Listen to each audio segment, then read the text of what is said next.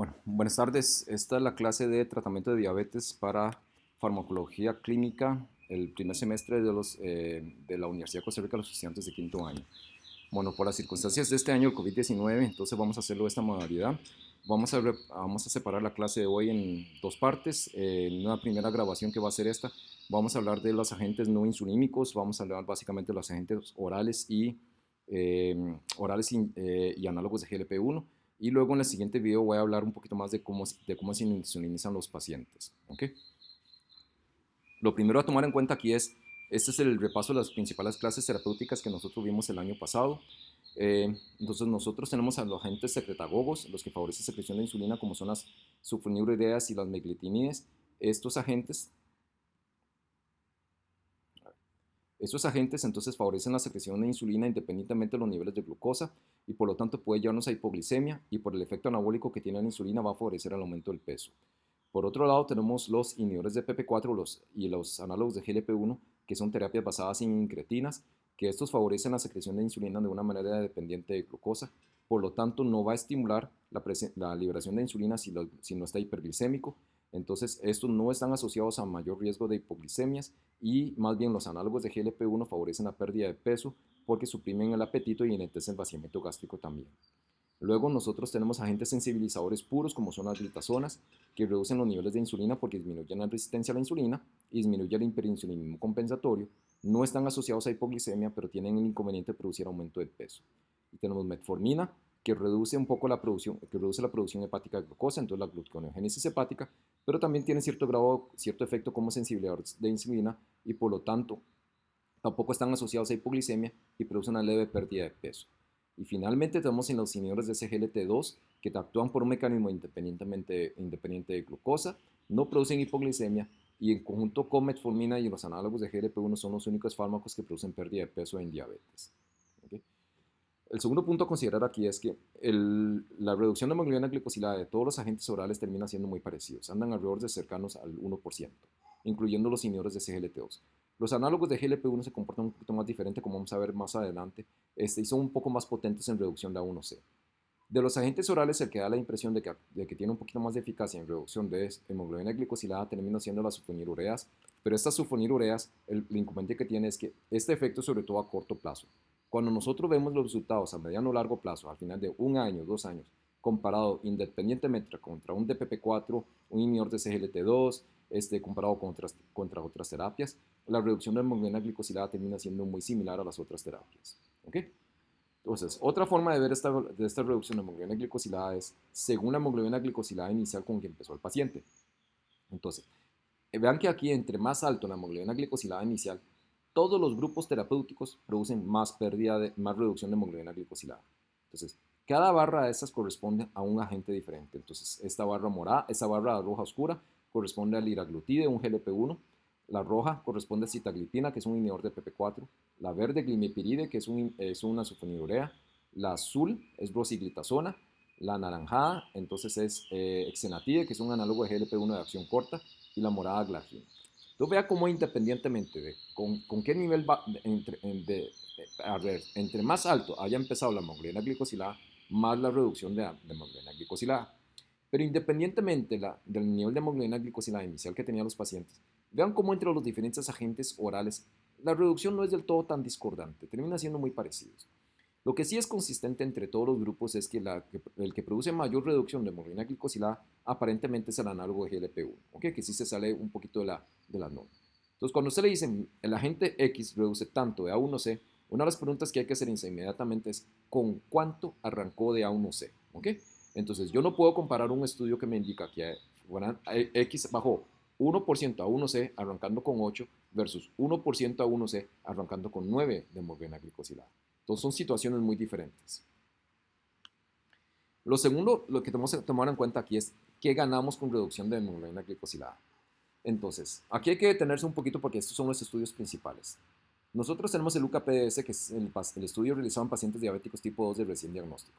UKPS lo que hizo fue aleatorizar los pacientes a diferentes intervenciones. Entonces, aquellos que tenían más de 27 índice de masa corporal se aleatorizaron a recibir metformina. ¿Okay? Los que tenían menos de 27 podían aleatorizarse a recibir sulfonilureas, insulina o modificación de estilos de vida. ¿Okay? Entonces, este estudio se siguió por los primeros 10 años y entre los primeros 10 años hubo una diferencia. El grupo convencional alcanzó como en promedio 8 hemoglobina glicosilada y el grupo de modificación intensiva de estilos de vida bajó como a 7% de hemoglobina glicosilada. ¿Ok? Entonces, cuando nosotros vemos esto, digamos, hay una reducción en esta primera parte de complicaciones microvasculares, que era lo esperable, no hubo diferencias en enfermedad cardiovascular y no hubo diferencias en mortalidad. Entonces, al final de esos primeros 10 años el estudio se abrió, ¿ok? Y viene la parte de seguimiento que los pacientes lo siguieron durante 20 años más. En esta segunda mitad del estudio, en esta fase de seguimiento, ya no hubo diferencias en la hemoglobina glicosilada. Entonces, los que estaban muy mal controlados al principio mejoraron el control y los que estaban bien controlados al principio empeoraron un poquito. Entonces, la glicosilada media que alcanzó fue como un punto intermedio. Entonces, esta es esta segunda mitad de la gráfica. Aún así, los que al principio estuvieron muy bien controlados siguieron haciendo menos complicaciones microvasculares, ya tuvieron una reducción de enfermedad cardiovascular, ¿ok? Y tuvieron menos mortalidad. Entonces, veamos esto. Entonces, el hecho que al principio recién diagnosticados durante 10 años estuvieran muy bien controlados hizo que a pesar de que los siguientes 20 años tuvieran la misma glicosilada que el grupo control, ¿verdad? Tuvieran menos complicaciones, menos enfermedad cardiovascular y menos mortalidad. Entonces, esto se le llamó el efecto legado o el efecto memoria metabólica. Entonces, tenerlos bien controlados al principio se traduce en un beneficio a largo plazo. El DCCT, ¿verdad?, fue realizado en pacientes diabéticos tipo 1 recién diagnóstico. Entonces, siguió un diseño parecido. Entonces, los pacientes se aleatorizaron a un grupo intensivo y a un grupo convencional. El grupo intensivo era ponerlos con 3 a 4 dosis diarias de insulina. El convencional era 2. Entonces, la glicosilada alcanzada en promedio en intensivo fue alrededor de 7% y el convencional fue 9%. Entonces, estos fueron 10 años de aleatorización también y al final de los 10 años, entonces los pacientes que estaban en grupo intensivo hicieron menos complicaciones microvasculares, no hubo diferencias en complicaciones cardiovasculares y no hubo diferencia en mortalidad. Al igual que en el UKPS, después de esos 10 años, los pacientes se siguieron durante 20 años más y al igual que en el UKPS, en estos otros 20 años no hubo diferencias en A1C, el A1C alcanzado al final cuánto fue el mismo. Entonces, aún así, el grupo que estuvo mejor controlado al principio siguió haciendo menos complicaciones microvasculares, menos enfermedad cardiovascular y no hubo diferencias en mortalidad porque realmente la tasa de mortalidad fue baja al ser pacientes muy jóvenes. Entonces, como podemos ver, el hecho de que los pacientes estén recién diagnosticados, si yo los tengo muy bien controlados al principio, a largo plazo, aunque desmejore el control glicémico, yo voy a tener el efecto de memoria metabólica y estos pacientes van a hacer menos complicaciones. Y este concepto es fundamental ahora que estamos viendo pacientes diabéticos que están empezando cada vez más jóvenes. Estos otros 3 estudios, ACCORD, ADVANCE y el VADT, a diferencia de los 2 anteriores, estos fueron realizados en diabéticos tipo 2 de mayor tiempo de evolución. ¿Okay? Entonces, y los pacientes nuevamente se aleatorizaron a un grupo de un control más intensivo versus menos intensivo. ACCORD y VADT llegaron hasta 7 de hemoglobina glicosilada y ADVANCE llegó hasta 6,5. Y lo que mostraron fue que al bajar glucosa reducían complicaciones microvasculares. ¿Okay? No hubo diferencias en enfermedad cardiovascular y el ACCORD mostró más bien que los pacientes que se aleatorizaron a la rama intensiva y que no habían podido bajar la glucosa y que tenían hipoglicemias severas recurrentes, más bien tenían mayor riesgo de mortalidad. Aquí la salvedad que hay que hacerla es con el ADVANCE. En el estudio ADVANCE, el grupo de tratamiento intensivo logró llegar hasta 6.5% de hemoglobina glicosilada, a diferencia del ACCORD y el VADT. Entonces, bajar de 7 a 6.5, lo que se asoció fue un menor riesgo de que el paciente haga hipoglicemias, de que haga nefropatía, entonces aparición de casos nuevos de microalbuminuria, pero ya no hubo diferencias en cuanto a nefropatía, a retinopatía, ni tampoco neuropatía. Entonces, bajar de 7 a 6.5 se traduce en un 20% menos de riesgo de aparición de casos nuevos de microalbuminuria, pero no hay diferencias en retinopatía y neuropatía. En cambio, si está por arriba de 7, bajar a menos de 7 se traduce en reducción de todas las complicaciones microvasculares. ¿Ok? Entonces, desde hace algunos años se viene hablando de que tenemos que individualizar un poco las metas de hemoglobina glicosilada. Entonces, con base a lo que vimos anteriormente, podemos tener 2 metas. Podemos tener una meta más estricta, que es alrededor de 6, 6.5 A1C, y una meta menos estricta, que es alrededor de 7, 7,5 A1C. Entonces, ¿a quién voy a tratar de llevar a una meta más estricta? Entonces, con lo que vimos anteriormente, aquel paciente joven, recién diagnosticado, con alta expectativa de vida, sin mucha comorbilidad. Si yo soy muy estricto al principio, yo voy a tener memoria metabólica, voy a tener efecto legado y el riesgo de que me haga complicaciones a largo plazo lo voy a prevenir. ¿Ok? Entonces, estos pacientes definitivamente tengo que ser más estricto.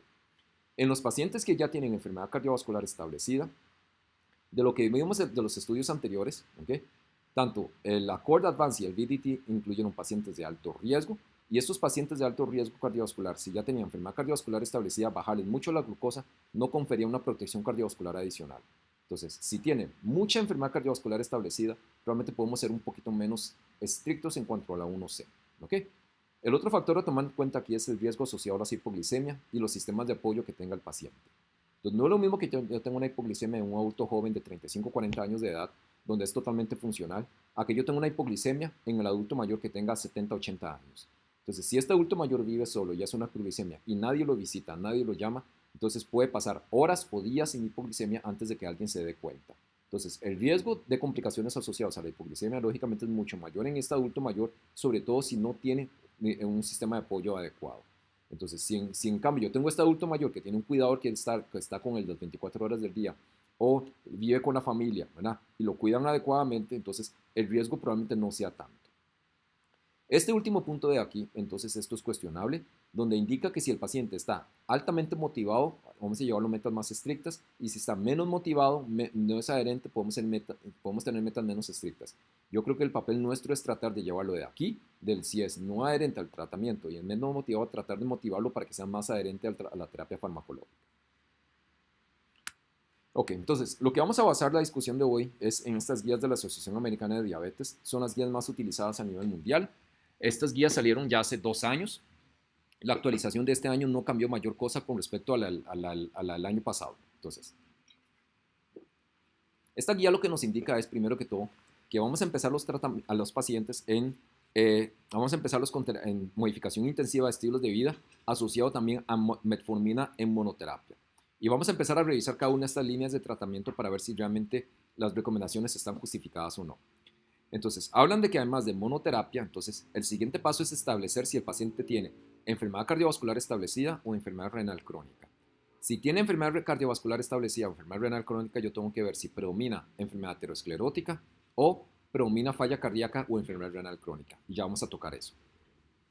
Si el paciente no tiene enfermedad aterosclerótica establecida ni falla renal, entonces tengo que ver que tengo estos 3 subalgoritmos.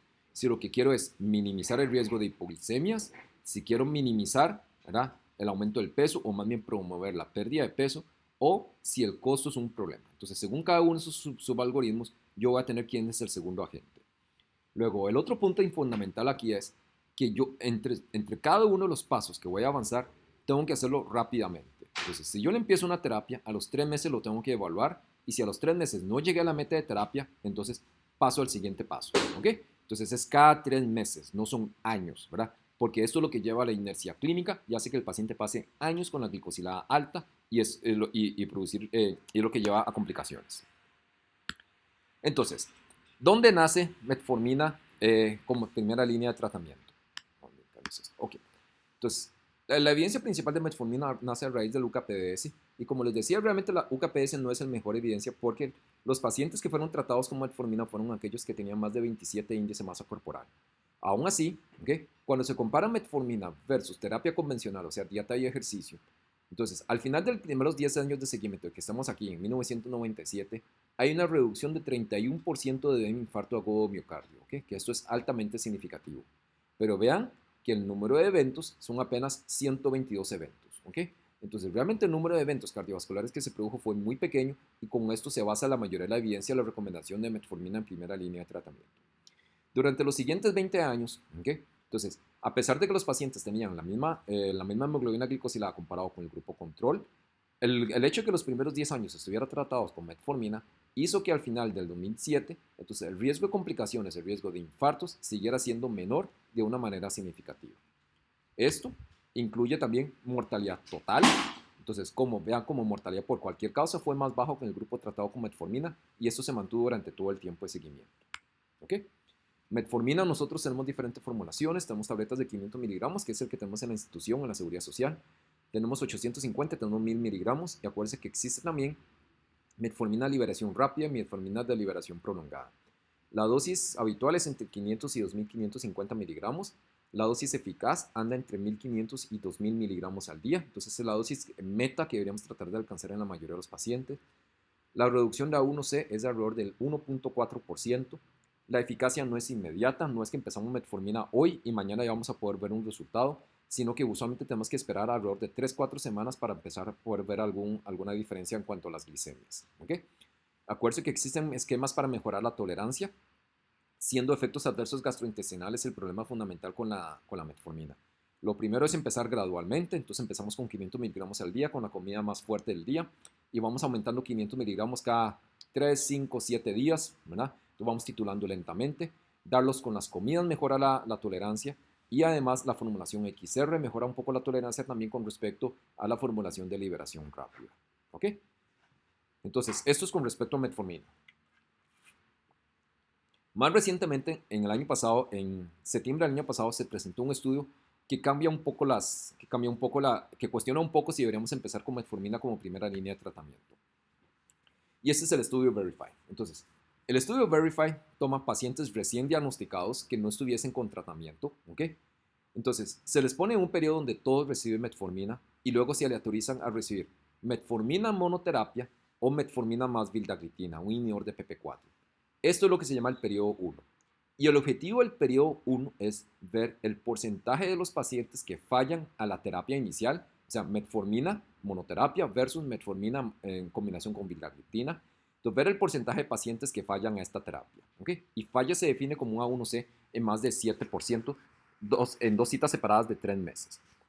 Entonces, como no es inesperable como era esperar, lógicamente si yo empiezo con 2, ¿verdad? La glicemia se sostiene mejor controlado por más tiempo, comparado con empezarlo con 1 con metformina monoterapia. Entonces, si yo empecé metformina en monoterapia, en promedio los pacientes fallan a los 3 años, a los 36 meses. En cambio, si yo empiezo con 2, ¿verdad? Van a fallar al 5.º año. Entonces, yo logro sostener el control glicémico por 2 años más. ¿Ok? Hasta aquí era esperable.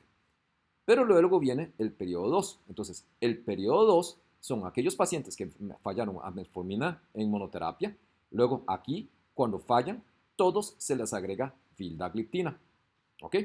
Entonces, y los pacientes que fallaron a la terapia en el periodo 1 con metformina y vildagliptina, continuaron, ¿ok?, con metformina y vildagliptina. Entonces, aquí lo que estamos evaluando es, entonces, en esa segunda etapa, todos los pacientes están con metformina y vildagliptina. La diferencia está en que unos lo empezaron desde un inicio y estos fueron secuenciales. ¿Ok? Y aquí el objetivo es ver el porcentaje de pacientes que hubo necesidad de agregarles insulina como terapia de rescate por falla terapéutica a terapia dual. Entonces, aquí el resultado entonces es que aquellos que empezaron terapia combinada de una manera temprana, el tiempo, ¿verdad?, o la necesidad de iniciar insulina fue 26% más bajo comparado con aquellos que se les dio secuencial, iniciando metformina y luego, cuando tuviesen más de 7 glicosilada, agregarle vildagliptina. ¿Ok? O sea, acuérdense que aquí entonces ambos grupos de tratamiento están recibiendo la terapia combinada, entonces metformina más vildagliptina, solo que unos aquí, los de la línea azul, empezaron desde un inicio y los de la línea verde fueron agregándolo de manera secuencial. ¿Ok? Entonces, o lo mismo si nosotros vemos la mediana, entonces estamos logrando retardar el inicio de insulina aproximadamente un año. ¿Cómo podemos explicar esto? Esto se explica probablemente por glucotoxicidad. Entonces, al reducir la glucosa más desde un inicio con terapia combinada, estamos logrando alguna forma de preservación de la célula beta. El otro dato interesante aquí es que a pesar de que el estudio no está diseñado para ver eventos cardiovasculares, hay una tendencia para ver donde hay menos eventos cardiovasculares en el grupo de terapia combinada desde un inicio comparado con la monoterapia. Esta tendencia no alcanzó la significancia estadística. Vean cómo el intervalo de confianza supera el 1, la P es mayor a 0.05 y el número de eventos es muy pequeño. ¿Ok? Entonces, aún así es interesante el hecho de ver cómo las curvas de eventos cardiovasculares se separan de una manera muy temprana y se mantienen a través del tiempo con la terapia combinada. ¿Ok? Entonces, esto podría cuestionar si tenemos que empezar forzosamente con un agente o si podemos empezar de una vez con dos, viendo que con 2 agentes podríamos retardar un poco entonces la falla de la célula beta y preservarlo por más tiempo. Entonces, yéndonos al algoritmo, entonces en aquellos pacientes que tienen enfermedad cardiovascular establecida, ¿ok? Entonces, en los pacientes que tienen enfermedad cardiovascular establecida indican que usemos metformina a menos de que esté contraindicado o que no esté tolerado, ¿ok? Si a pesar de que la hemoglobina glicosilada esté en meta utilizando metformina u otras terapias, si está recibiendo terapia y no está recibiendo un inhibidor de SGLT2 o un análogo de GLP-1, Lo que nos indican estas guías es que deberíamos considerar suspender algunos de los otros agentes y hacerle un switch y cambiarlo a un análogo de GLP-1 o un inhibidor de SGLT2 por la protección cardiovascular que tiene. ¿Ok? Entonces, ojo lo que dice. Dice que aún alcanzando la meta terapéutica, ¿okay? Si está recibiendo otras terapias, ¿okay? Que no incluyen un inhibidor de SGLT2 o un análogo de GLP-1, cambiemos, ¿verdad? Suspendamos alguno de los otros y dejémoslo con alguno de estos, el inhibidor de SGLT2 o el GLP-1, para protección cardiovascular. ¿Ok? ¿Cuál escoger? Entonces, dice que si predomina enfermedad cardiovascular, deberíamos escoger predominantemente un GLP-1 que tenga un beneficio cardiovascular demostrado, y esto no son todos los GLP-1s, ¿ok? O un inhibidor de SGLT2, ¿ok? Y si yo no llego a la meta de tratamiento, entonces acuérdense que esto es 3 meses. Si a los 3 meses no llego a la meta de tratamiento, agrego el otro. Entonces, si estaba con un GLP-1, agrego un inhibidor de SGLT2, y si no estaba con un inhibidor de SGLT, y si estaba con un inhibidor de SGLT2 y no llego a la meta, agrego un GLP-1, ¿ok? Por otro lado, si predomina falla cardíaca o enfermedad renal crónica, voy a preferir iniciar con un inhibidor de SGLT2, ¿verdad? Y si no se puede porque el paciente está contraindicado o no lo tolera, iniciaría un análogo de GLP-1.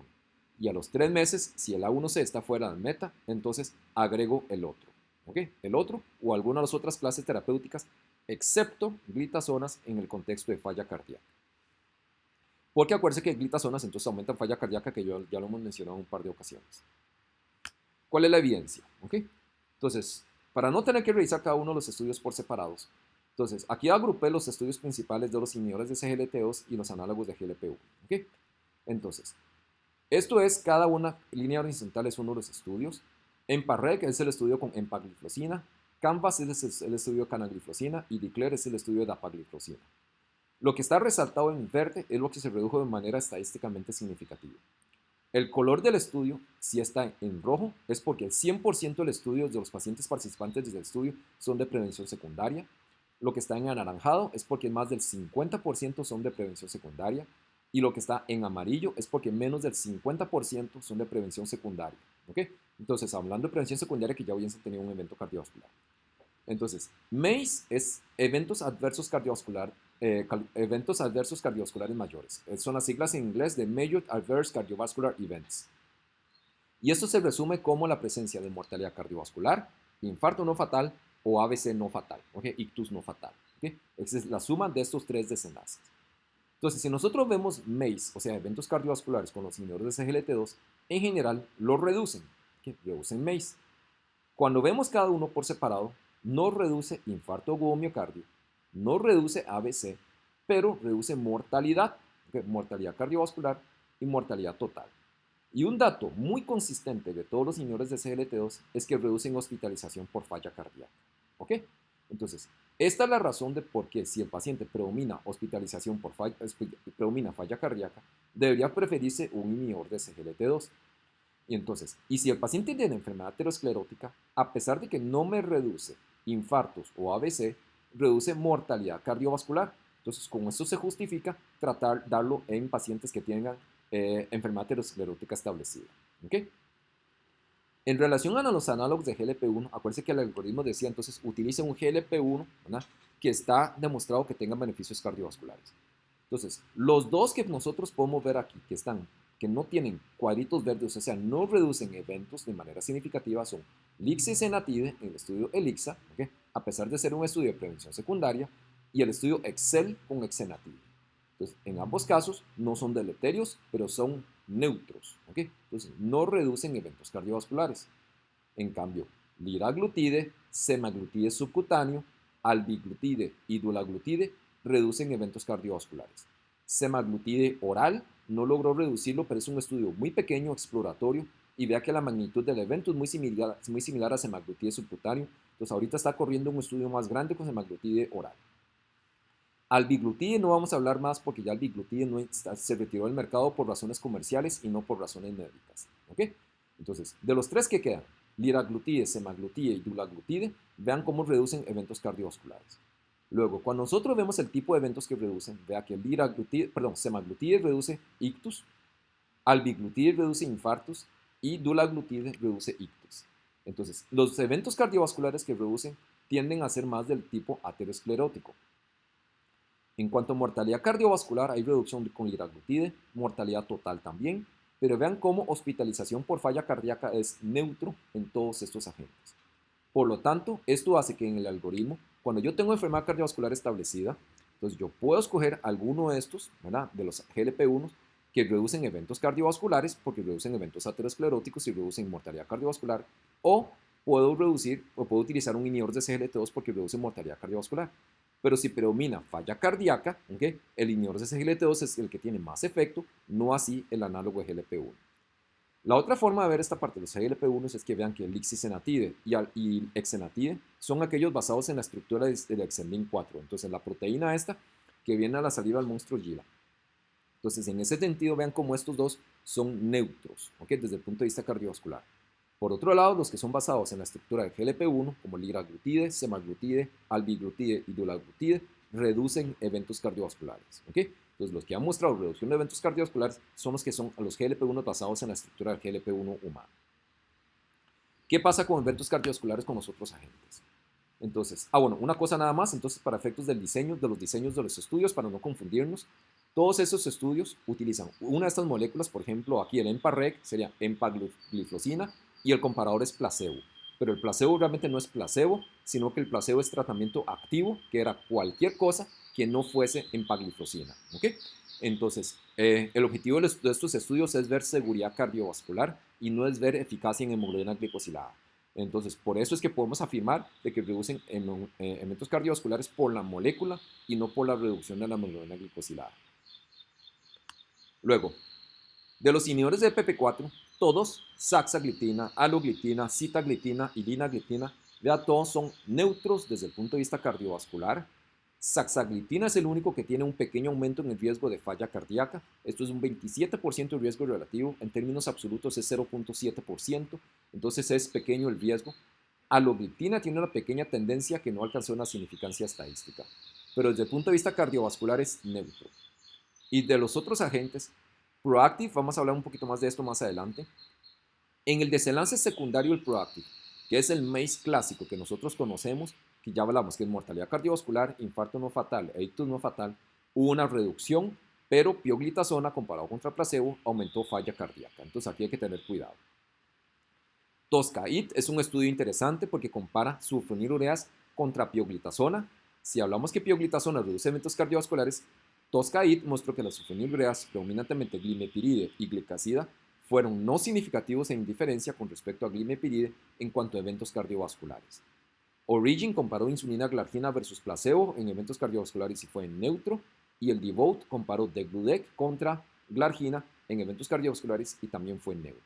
Entonces vean cómo las otras clases terapéuticas son neutras y por eso es que en presencia de enfermedad cardiovascular se prefieren inhibidores de SGLT2 o algunos GLP-1. Y la razón de por qué si el paciente tiene enfermedad renal crónica deberíamos utilizar inhibidores de SGLT2 se debe a esto. Entonces, estos son los desenlaces renales. Esto es enfermedad microvascular en general. Desenlace renal compuesto. El desenlace renal compuesto clásico es doblamiento de creatinina o necesidad de terapia de reemplazo renal, o sea, diálisis, hemodiálisis o diálisis peritoneal, o o trasplante renal, o muerte por causas renales. ¿Okay? Entonces, los inhibidores de SGLT2 son muy consistentes, en reducción del desenlace renal, reducen doblamiento de creatinina y reducen terapia de reemplazo renal. ¿Okay? En cambio, los inhibidores de PP4 son neutros desde el punto de vista del desenlace renal y los análogos de GLP-1 lo que reducen es la aparición de casos nuevos de microalbuminuria, pero no reducen doblamiento de creatinina ni la necesidad de terapia de reemplazo renal. De hecho, hay el estudio Credence, este que está aquí. Credence es un estudio realizado específicamente en pacientes que tenían proteinuria entre 300 miligramos y 3000 miligramos, y lo que mostró es que la necesidad de progresión hacia doblamiento de creatinina o terapia de reemplazo renal fue menor con canagliflozina, y aquí se incluyeron pacientes con aclaramientos hasta 30 cc por minuto, entonces tan bajo como 30 cc por minuto. Cuando nosotros vemos los estudios de los inhibidores de SGLT2 que incluyen tanto pacientes en prevención primaria como secundaria, aquí hay un comportamiento diferente. Entonces, esta primera parte de aquí arriba se refiere a pacientes en prevención secundaria y los de abajo pacientes en prevención primaria. Desde el punto de vista de eventos cardiovasculares, todos reducen reducen el riesgo en pacientes en prevención secundaria, siendo neutro en pacientes en prevención primaria. ¿Okay? Pero cuando nosotros vemos falla cardíaca, entonces, en pacientes que tuviesen historia de enfermedad cardiovascular, la reducción de hospitalización por falla cardíaca es dramática, y en pacientes sin historia de falla cardíaca, sin historia de eventos cardiovasculares, hay una tendencia hacia la reducción de hospitalización por falla cardíaca. Okay. ¿Cómo se utilizan? Entonces nosotros tenemos estos tres en el país: liraglutide, exenatide de acción corta y dulaglutide. Todos tenemos que empezar con dosis bajas y luego ir titulando. Liraglutide empieza con 0,6 miligramos subcutáneos diarios por una semana. Luego subimos a 1,2 por día por una semana y luego 1,8 miligramos por día. Exenatide arranca con 5 microgramos BID por un mes. Eso se administra antes del desayuno y antes de la cena. Y luego se pasa a 10 microgramos BID. Dulaglutide se recomienda empezar con 0,75 semanales. Dulaglutide es de administración semanal. Los otros son de administración diarios o BID. Sin embargo, hoy en día se prefiere empezar prácticamente todos los pacientes de una vez con 1,5 miligramos porque realmente no tiene mucha diferencia con respecto al empezar con 0,75. La razón de empezar con dosis bajas e ir aumentando gradualmente se presenta sobre todo por el riesgo de náuseas y vómitos, siendo mayor los primeros días de su uso. Entonces hay que ir despacio. Estos medicamentos producen una pérdida de peso de alrededor de 3 a 4 kilogramos, que es parte del objetivo terapéutico. Acuérdense que estos medicamentos están asociados a pancreatitis, entonces en pacientes que tienen historia de pancreatitis a repetición tenemos que tener cuidado.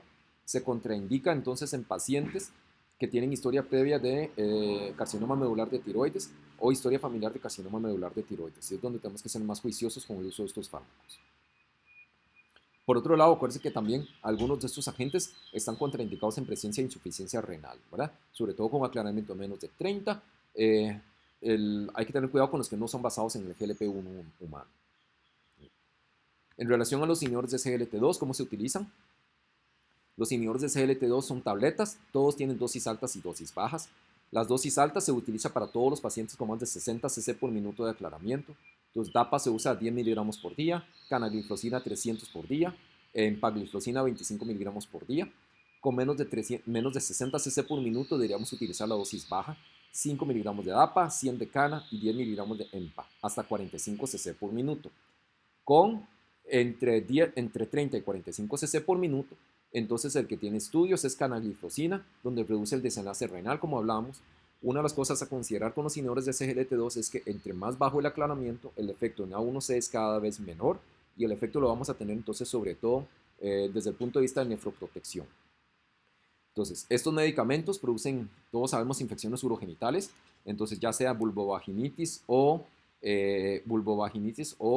balanitis. Entonces, esto tiende a mejorar si el paciente mejora las medidas de higiene. Es como el 10% de las mujeres y 5% de los hombres.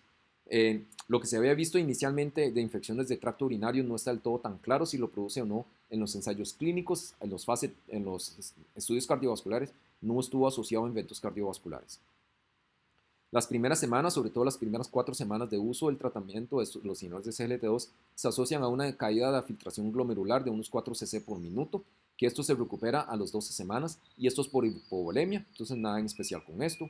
Estos medicamentos producen ortostatismo. Los grupos de mayor riesgo para ortostatismo son pacientes de más de 70 años de edad y aquellos utilizando diuréticos de ASA. Estos ortostatismo está asociado a caídas y fracturas, por lo que no es inocuo. Entonces, si el paciente está utilizando diuréticos, hay que bajarle la dosis de los diuréticos, hay que tomar en cuenta eso. Y en los adultos mayores, probablemente sea más prudente empezar con una dosis baja e ir aumentando gradualmente. La parte de las amputaciones no está del todo tan claro.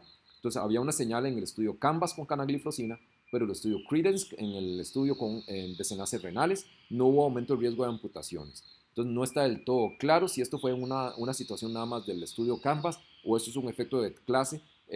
No está del todo tan claro. Okay. Entonces, si nosotros nos salimos del algoritmo de prevención secundaria, entonces vamos a los pacientes en prevención primaria, entonces acuérdense que aquí hay 3 subalgoritmos. Y de los 3 subalgoritmos, entonces nosotros tenemos el primero, que es aquellos que queremos minimizar el aumento del peso, ¿verdad? O promover pérdida de peso, que esto sería la mayoría de los pacientes con diabetes tipo 2. Entonces, empezamos con metformina. Si con la metformina, si la hemoglobina glicosilada inicial está 1,5 por arriba de la meta, ¿ok? Entonces deberíamos empezar de una vez con terapia combinada, deberíamos empezar con 2.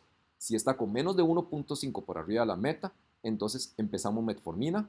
Si a los 3 meses, ojo, otra vez aquí 3 meses, ¿verdad? Si a los 3 meses está fuera de la meta, deberíamos utilizar alguno de los dos agentes que producen pérdida de peso, como serían los análogos de GLP-1 y los inhibidores de los o los inhibidores de CGLT2. Y si a los 3 meses con cualquiera de los dos no llegue a la meta, puedo combinar con el otro. Es decir, si empecé con un GLP-1 y no llegué a la meta, le puedo agregar un inhibidor de CGLT2. Y si empecé con un inhibidor de CGLT2 y no llegué a la meta a los 3 meses, le puedo agregar un GLP-1. ¿Okay? Y si aún así no llegó a la meta a los 3 meses, entonces le puedo agregar un inhibidor de PP4 que es neutro en peso, ¿verdad? O ya le puedo agregar algunas de las otras terapias. Entonces, ¿cómo se comparan entre sí estos dos agentes? ¿Cuál voy a escoger para empezar? ¿Con un inhibidor de GLT2, ¿verdad? O con un GLP-1. Entonces, este es un estudio, se llama el estudio el Duration 8, y este estudio me compara dapagliflozina versus exenatide semanal versus la combinación de ambos. ¿Okay? Entonces, en la mitad izquierda aquí tenemos hemoglobina glicosilada. Entonces, vean cómo hemoglobina glicosilada se redujo más con exenatide de lo que se redujo con dapagliflozina. Entonces, el GLP-1 es más potente que el inhibidor de CGLT2 en reducción de A1C. Y en cuanto a peso, ¿verdad? La combinación es mejor que cada uno por separado. ¿Okay? Pero, perdón, y en la combinación, la reducción de hemoglobina glicosilada es mejor que cada uno por separado. Pero cuando nosotros vemos peso, el inhibidor de CGLT2, aquí tapa en línea azul, redujo el peso más que exenatide semanal. Entonces, en cuanto a peso, pareciera que no es del todo tan diferente. Y la combinación de ambos produjo más pérdida de peso. Entonces, ¿cómo hace uno para escoger entre uno y otro? Entonces, el inhibidor de CGLT2 es oral, el GLP-1 es inyectado. GLP-1 tiene un costo mayor que el SGLT2. Y si yo voy a preferir, digamos, si yo tengo una hemoglobina glicosilada que está apenas discretamente por arriba del 7 de la meta, entonces puede ser que favorezca el inhibidor de SGLT2, pero si está muy por arriba de la meta, probablemente el GLP-1 sería la elección. ¿Ok? Entonces, estos son diferentes factores a considerar para escoger entre el inhibidor de CGLT2 y el GLP-1 como segunda línea de tratamiento en el paciente que quiero promover pérdida de peso. En el paciente entonces que quiero evitar hipoglicemias, entonces básicamente lo que tengo que evitar son los dos agentes que producen hipoglicemias, que son las sulfonilureas y las insulinas. Entonces aquí puedo utilizar nuevamente los GLP-1, que ya hemos hablado bastante, los inhibidores de CGLT2, pero también tengo como alternativa los inhibidores de PP4 y las glitazonas. Entonces, las glitazonas, al final de cuentas, no son tan malas. Bueno, entonces, si tenemos varias cosas, varios beneficios con las glitazonas. Entonces, la única glitazona que nosotros tenemos en el país es pioglitazona. Tenemos en tabletas de 15 y 30 miligramos. Se puede utilizar realmente hasta 45 miligramos, pero la mayoría de las personas nos quedamos con 15 a 30 miligramos. ¿Okay? Uno de los problemas que tenemos con las glitazonas es que el efecto es muy lento. Entonces, la eficacia lo vamos viendo como los 3 meses de que se empieza a utilizar el medicamento.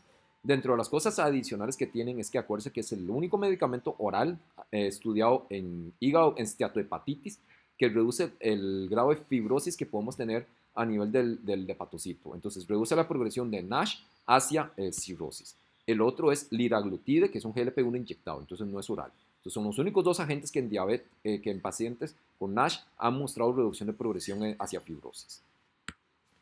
Las glitazonas tienen algunos beneficios adicionales. Este estudio de la ADOPT lo que hizo fue tomar pacientes recién diagnosticados y se les aleatorizó a 3 tipos de monoterapia para ver, el objetivo primario era pacientes que fallaban a la monoterapia.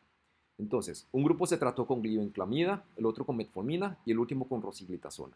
Entonces, falla de monoterapia se definía como una glicemia más de 180 y vean cómo el grupo que falló más fácilmente fue glibenclamida, seguido de metformina y por último rosiglitazona, o lo que es lo mismo, rosiglitazona preservó más la célula beta comparado contra metformina y glibenclamida. ¿Ok? Entonces, esto sí es un efecto muy consistente de las glitazonas y parece que sostiene más el control a través del tiempo.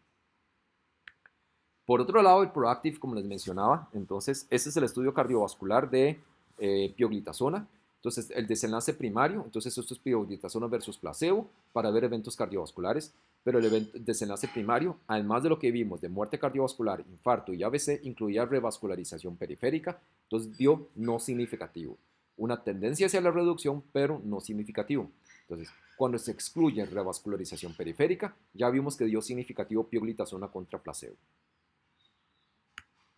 Entonces, un estudio más reciente de hace casi 4 años es el estudio IRIS o IRIS. Este es un estudio realizado en pacientes post-ABC. Todos estos pacientes tuvieron ictus y que además tenían resistencia a la insulina sin tener diabetes. Entonces los pacientes se aleatorizaron a recibir pioglitazona contra placebo y el desenlace era un nuevo evento cerebrovascular.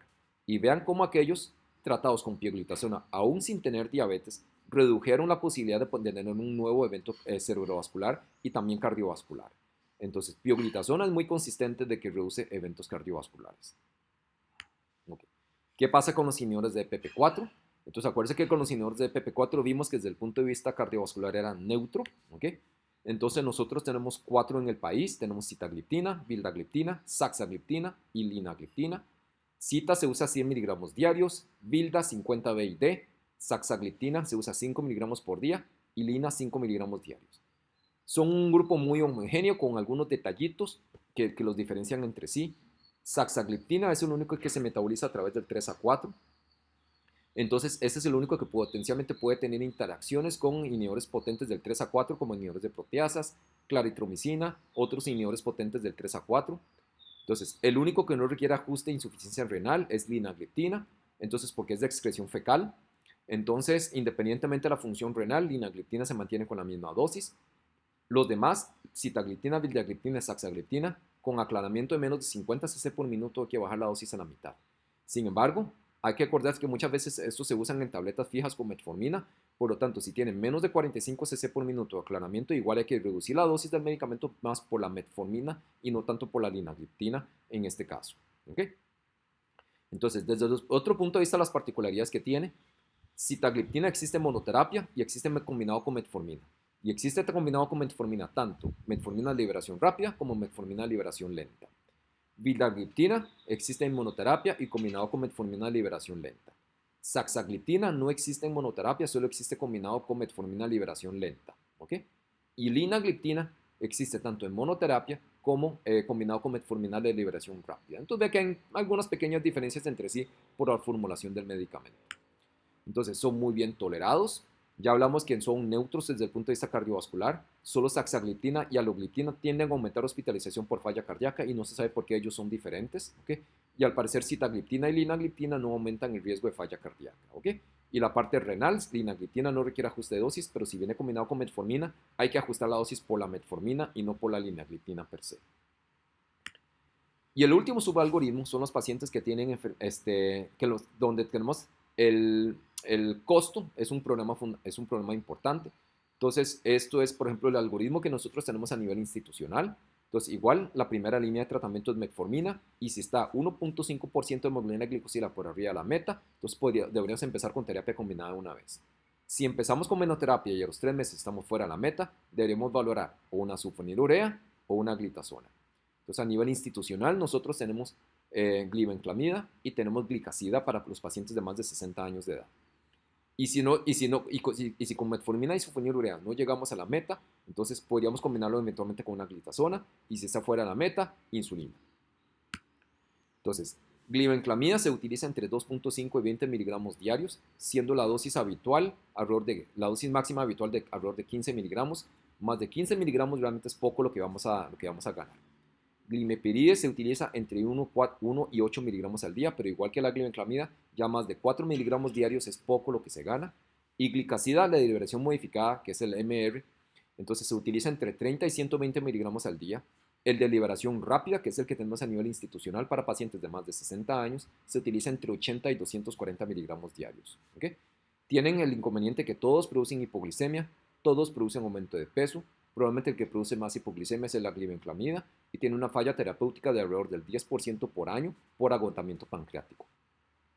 Ya hablamos un poco en relación a la reducción de A1C, que es un poquito mayor a corto plazo, pero sin embargo a largo plazo este efecto se va perdiendo. Y la reducción de A1C entonces a 1 año, 2 años, no es muy diferente a lo que se observa con los otros agentes.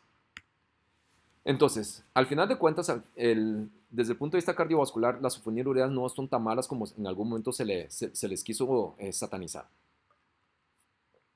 Este primer estudio, este es el estudio TOSCAIT. Entonces vamos a revisar dos de los estudios recientes que hay con sulfonilureas. Esto es un estudio italiano donde tomaron pacientes y los aleatorizaron a recibir metformina más pioglitazona versus metformina más sulfonilureas. Y las sulfonilureas utilizadas, entonces, eran 90% de los pacientes terminaron siendo tratados con glicazida o glimepiride. Y el objetivo primario del estudio era ver desenlaces cardiovasculares. Y cuando nosotros vemos, ¿verdad?, el desenlace cardiovascular que era muerte, mortalidad total, infarto no fatal, ¿verdad?, o revascularización o infarto no fatal, entonces no hubo diferencias entre pioglitazona y la sulfonilurea. Y vea que nosotros habíamos hablado que pioglitazona era beneficioso desde el punto de vista cardiovascular, ¿ok? Con un estudio con buen seguimiento a largo plazo. Y cuando vemos mortalidad por cualquier causa, no hubo diferencias, ¿ok? Así como tampoco desde el punto de vista de infarto agudo miocardio. Entonces, por lo menos glicazida y glimepiride no parecieran que fueran peores a pioglitazona. Un estudio más reciente, entonces, este estudio compara directamente linagliptina versus glimepiride. Entonces, al compararlos desde el punto de vista cardiovascular, nuevamente el MACE de 3 puntos, que es el que hablamos al principio de mortalidad cardiovascular, ABC no fatal e infarto no fatal, no hubo diferencias, ¿ok? Desde el punto de vista de mortalidad por cualquier causa, tampoco hubo diferencias, ¿ok? Entonces, glimepiride pareciera ser similar a linagliptina, pero estos estudios han sido, vea que glimepiride y glicazida y no tanto glibenclamida. Entonces, no tenemos tan buenos datos con glibenclamida. Mortalidad cardiovascular no hubo diferencias tampoco y muerte cardiovascular tampoco hubo diferencias. Lo que sí está claro en ambos estudios es que el tratamiento con la sulfonilurea se asoció a mayor aumento de peso y a mayor riesgo de hipoglicemias, pero por lo menos desde el punto de vista de eventos cardiovasculares no fue peor. Entonces, ¿cómo se comparan las sulfonilureas contra otros tipos de terapia desde el punto de vista cardiovascular? Entonces, esto es una revisión sistemática del grupo Cochrane basado en los estudios fase 3, no en los estudios cardiovasculares. Entonces, esto es metformina más sulfonilureas versus metformina más placebo. O sea, sulfonilurea versus placebo en mortalidad total, no hubo diferencias. Desde el punto de vista de eventos adversos serios, no hubo diferencias. Desde el punto de vista de mortalidad cardiovascular, similar. Y cuando vemos infarto agudo de miocardio no fatal, parecido también. Cuando comparamos sulfonilureas más metformina versus inhibidores de PP4 más metformina, o sea, sulfonilureas versus inhibidores de PP4, mortalidad total, estudios de más de 2 años o estudios de menos de 2 años, muy parecido, ¿okay? No hubo mayor diferencia. Cuando vemos entonces aquí mortalidad cardiovascular, igual estudios a largo plazo o estudios a corto plazo, muy parecido. Y cuando vemos ABC no fatal, muy parecido, aunque aquí pareciera que la tendencia sí favorece el inhibidor de PP4, pero no alcanza la significancia estadística. ¿Okay? Comparado contra los inhibidores de SGLT2, mortalidad total a corto plazo, no hubo diferencias. Eventos adversos serios, no hubo diferencias tampoco. Infarto agudo miocardio, no hubo diferencia. Falla cardíaca, claramente a favor del inhibidor de SGLT2. ¿Ok? Entonces, como les decía, la consideración de esta revisión sistemática del grupo Cochrane es que se basó en los estudios fase 3, cuyo objetivo era comparación entre los agentes para ver control glicémico y no estaban diseñados para ver diferencias cardiovasculares. La mayoría de los estudios son a corto plazo y con un número pequeño de pacientes. ¿Okay? La evidencia de que los inhibidores de SGLT2 y los agonistas de GLP-1 reducen eventos cardiovasculares yo creo que es abrumador y es incuestionable. ¿Okay? Entonces, por otro lado, como les decía, en la parte de control glicémico, vean, por ejemplo, en el estudio Carolina que comparaba linagliptina con glimepiride, vean cómo a corto plazo, aquí a las 16 semanas, la reducción de A1C es mayor con glimepiride que con linagliptina, pero cuando nosotros vemos aquí ya al final de los 5 años de seguimiento, la reducción de A1C ya fue un poquito mayor con linagliptina, ¿okay?, de lo que fue con glimepiride. ¿Okay? Entonces, al final de cuentas, baja más rápido, pero a la larga no sostiene tanto el control. Y lo mismo se vio en el TOSCAI. Entonces vea como con las sulfonilureas comparado con pioglitazona bajó más rápido la 1C, pero eso fue aumentando a través del tiempo. En cambio, con pioglitazona, la hemoglobina glicosilada bajó, se mantuvo muy estable y fue hasta el final que empezó a subir. Entonces, las sulfonilureas, el inconveniente que tiene, además del aumento del peso y las hipoglicemias, es que no sostienen el control glicémico a largo plazo. ¿Okay? Entonces, esta es la justificación de las guías de tratamiento. Esta es una guía un poquito diferente. Entonces, estas guías son las de la Asociación Americana de Endocrinología Clínica, el ACE. Entonces, primero que todo hablan que la meta de A1C debería ser menos de 6.5 para la mayoría de los pacientes, que tenga poca morbilidad, bajo riesgo de hipoglicemia, y puede ser mayor de 6,5 para pacientes que tengan enfermedad con morbilidades importantes o tienen mayor riesgo de hipoglicemia. Entonces, si está con menos de 1 por arriba de la meta, entonces si es 6,5, entonces que esté en menos de 7,5, empezamos metformina y ellos ponen como primera línea empezamos con monoterapia y como pone como primera línea metformina, seguido de agonistas de GLP-1 y luego inhibidores de CGLT2. Esta barra verde de aquí se refiere al nivel de evidencia, teniendo mejor evidencia metformina, GLP-1 e inhibidores de CGLT2. Si a los 3 meses, ojo que nuevamente hablan de 3 meses, el paciente está fuera de la meta, progresamos a terapia dual, entonces aquí es metformina más, entonces un GLP-1 o inhibidores de CGLT2. Entonces al final de cuentas, muy similar a la recomendación de la Asociación Americana de Diabetes. Y si no, un inhibidor de PP4, una glitazona o una insulina basal. Vean que las sulfonilureas los dejan de últimos por el riesgo de hipoglicemias. Y si después de 3 meses no llega a la meta con terapia combinada, nos movemos a terapia triple, ¿ok? Y eventualmente agregar insulina, que es lo que vamos a hablar en el siguiente video. Entonces, en resumen, lo que vimos ahorita, primera línea de tratamiento metformina por el beneficio en cuanto a peso, eventos cardiovasculares, seguridad, experiencia, pero vea que podríamos cuestionar si deberíamos empezar con 2 de una vez para lograr un mejor control glicémico desde un inicio y sostenerlo por más tiempo. Con la evidencia que vimos, si el paciente tiene enfermedad aterosclerótica, GLP-1 porque me reduce en eventos cardiovasculares y eventos ateroscleróticos, pero también un inhibidor de CGLT2 porque reduce mortalidad cardiovascular. Pero si predomina falla cardíaca, entonces un inhibidor de CGLT2, o si predomina falla renal o enfermedad renal crónica, un inhibidor de CGLT2, que es lo que ha demostrado reducción de progresión hacia los eventos renales clínicamente relevantes, como duplicación de creatinina y reemplazo renal. Y si con esto no llega a la meta, entonces lo combino con el otro agente. En cambio, si necesito minimizar hipoglicemias, puedo utilizar inhibidores de PP4, GLP-1, inhibidores de CGLT2 o glitazonas. Y si no llego a la meta, lo combino con cualquiera de los otros después de 3 meses. Si quiero promover pérdida de peso, debería favorecer inhibidores de CGLT2 y análogos de GLP-1. Y si no llego a la meta después de 3 meses, combino con el otro. Y por último, si el costo es una consideración, entonces sulfonilureas. Y si sigue estando por arriba de la meta, después de metformina y sulfonilureas, le podría agregar una glitazona o eventualmente entonces ya empezar a insulinizar. Entonces, muchas gracias por la atención y aquí concluimos el primer video.